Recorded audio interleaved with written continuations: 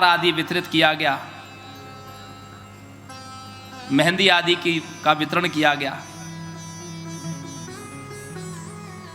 मुझे बहुत अच्छा लगा ये कार्यक्रम कि यहां प्रत्येक अतिथियों का तो पूजन सम्मान होता ही है, व्यास का और ब्राह्मणों का और संगीतकारों का तो पूजन होता ही है हर जगह, लेकिन जो श्रोता वृंद है, भक्त वृंद है, उनका भी पूजन होना चाहिए।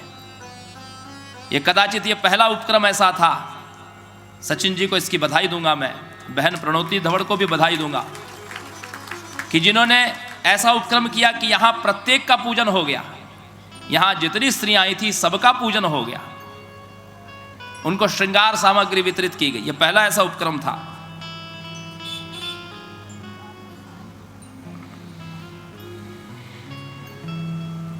मूल प्रकृति का कलांश है स्त्रियां।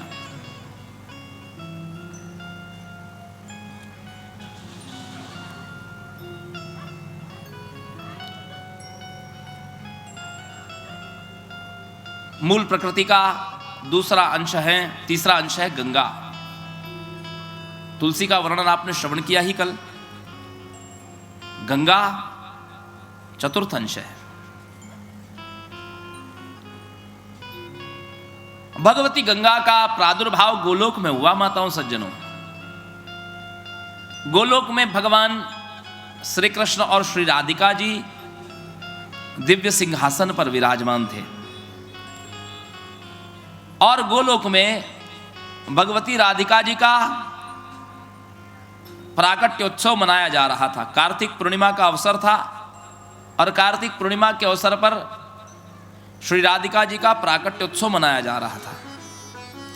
देखिए, भारतवर्ष में हम लोग राधा अष्टमी के दिन, भाद्रपद महीने की अष्टमी के दिन राधिका जी का प्रागट्य मनाते हैं। जिस दिन हमारे महाराष्ट्र में महालक्ष्मी पूजा होती है उसको राधा अष्टमी कहते हैं, क्योंकि भगवती राधिका इस पृथ्वी पर आज से 5000 वर्ष पूर्व जो प्रकट हुई थी वो भाद्र शुक्ल की अष्टमी थी, जिसको हम राधा अष्टमी कहते हैं।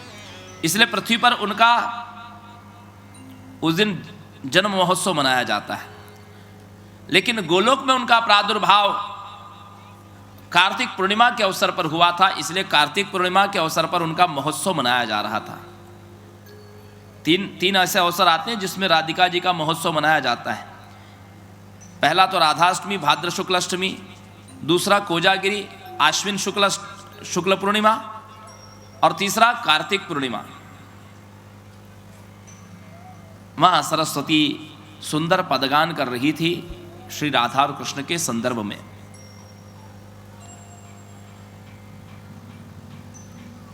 प्रसन्न होकर के भगवान श्री कृष्ण ने श्री राधिका जी को वीणा प्रदान की। देवदत्ताम इमाम वीणाम।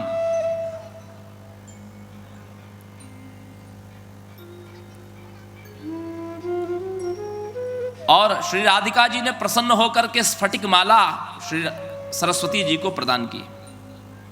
यह स्फटिक माला और वीणा जो मां सरस्वती धारण करती है, यह राधा कृष्ण के द्वारा ही भेंट दी गई है।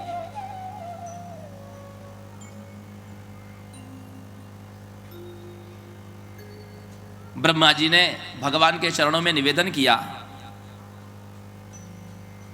भगवान शिव जी भी बहुत अच्छे संगीत विद्या के ज्ञाता है। सारे कलाकार जो हैं, जितने भी कलाकार होंगे पृथ्वी पर, कलावृंद, वो सब मां सरस्वती की ही वंदना करते हैं। लेकिन उनको इस बात का रहस्य पता होना चाहिए कि मां सरस्वती से भी ज्यादा कलावंत यदि कोई है तो शिव जी हैं। समस्त विद्याओं के स्वामी शिव जी हैं, सबसे बड़े कलावंत। इस संसार में जितनी भी विद्याएं आई हैं वो भगवान शिव जी के द्वारा आई है। यहां तक कि साहित्य के व्याकरण के जो सूत्र हैं वो भी शिव जी के डमरू में से निकले। नृत्यावसाने नटराज राजो ननाद ढक्काम नवपंचवारम 14 सूत्र उद्धर्तु कामा सनकादि सिद्धा एतद् विमर्शे शिवसूत्र जालम। व्याकरण के 14 सूत्र है संस्कृत व्याकरण के। ऐ उन ऋलिक ए औंग ऐ औच है वरट लण यम गणनम झभय गड़दस झबगड़दस खट झभय गड़दस खट चटतव कपय शशरहल। ये जो 14 सूत्र है ये भगवान शिव जी के डमरू में से ही निसृत हुए हैं।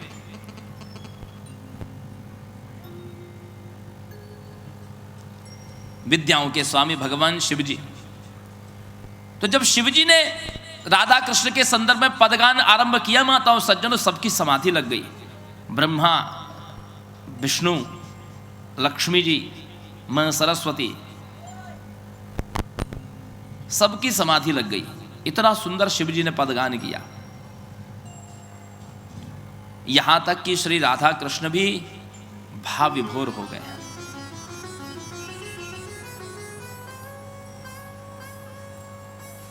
अच्छा, लोग कहते हैं ना कि हमारा तो हृदय पिघल गया, आपकी दशा देख करके, आपकी बात सुन करके, आपकी वाणी सुन करके हमारा हृदय पिघल गया, हम द्रवीभूत हो गए।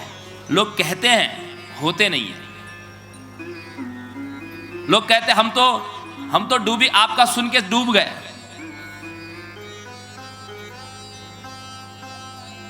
भाई जो डूबे ना वो बोल नहीं सकता। डूबने वाला व्यक्ति कभी बोल सकता है कि मैं डूब गया?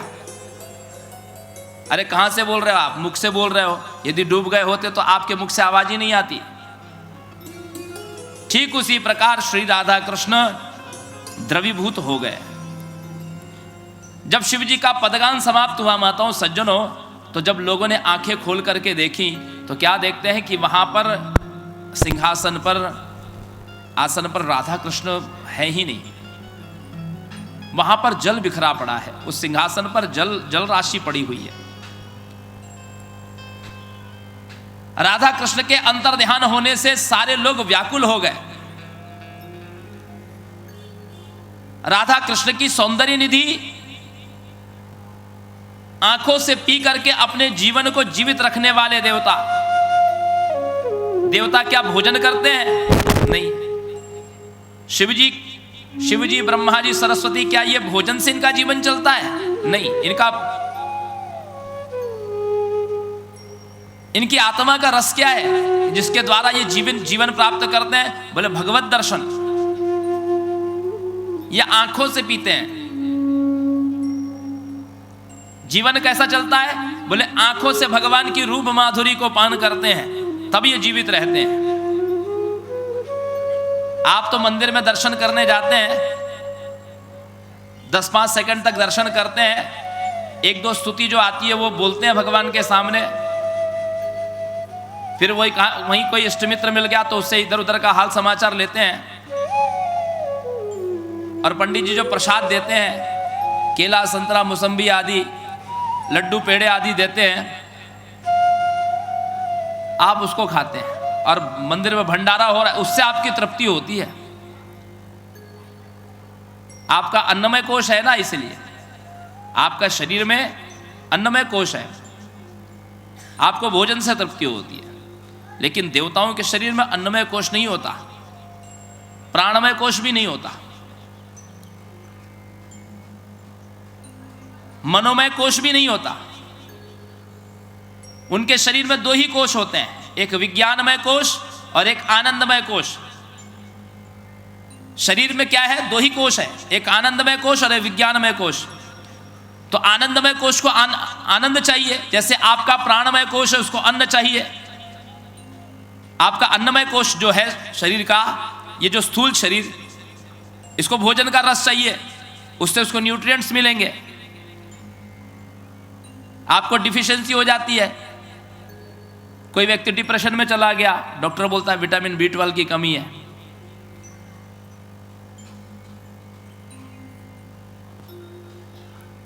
रतौंधी हो गई, बोले विटामिन E की कमी है। स्किन प्रॉब्लम हो गया, विटामिन D की कमी है। रोग प्रतिरोधक क्षमता कम हो गई, बोले विटामिन C की कमी है। कैसे हो रही है डिफिशियंसी आपको? क्योंकि आपका शरीर अन्नमय कोश से बना है, उसको भोजन से रस चाहिए, उसको विटामिन चाहिए, शरीर में प्रतिदिन उसको प्रोटीन चाहिए। लेकिन देवताओं के शरीर तो अन्न से बना ही नहीं है। देवताओं का शरीर, दो ही चीज है उसमें, एक आनंदमय कोश और एक विज्ञानमय कोश। देवताओं को जब तक आनंद नहीं मिलेगा, देवताओं में कौन? मैं ब्रह्मा विष्णु शिव की बात कर रहा हूं, स्वर्ग के देवताओं की बात नहीं कर रहा हूं। तो ब्रह्मा विष्णु शिव, इनका विज्ञान में सूत्रात्मक शरीर है इनका, इसलिए विज्ञानमय कोश। और आनंदमय कोश, जहां आनंद मिलेगा वहीं, और आनंद इनको भौतिक जगत में आ नहीं सकता। कितनी भी अच्छी पूजा कर लो, कितने भी अच्छे स्वर्णाभूषण चढ़ा दो, कितना भी अच्छा भजन गा लो, देवताओं ब्रह्मा विष्णु शिव को रिझा नहीं सकते आप। आनंद कैसे आएगा उनको? जब राधा कृष्ण की रूप राशि का दर्शन करते हैं, जब उनका दर्शन करते हैं, तब आनंद। आनंद वही दे सकता है जो स्वयं आनंद रूप हो।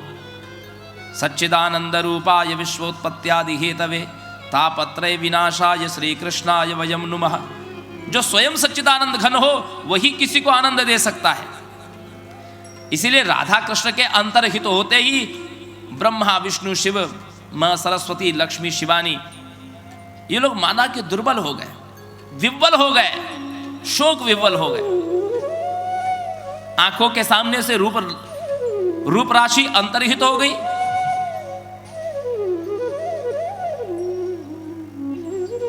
तभी नभोवाणी हुई कि ब्राह्मण, शिव जी का सुंदर संगीत सुनकर के हम लोग द्रवीभूत हो गए। द्रवीभूत मतलब लिक्विफाइड,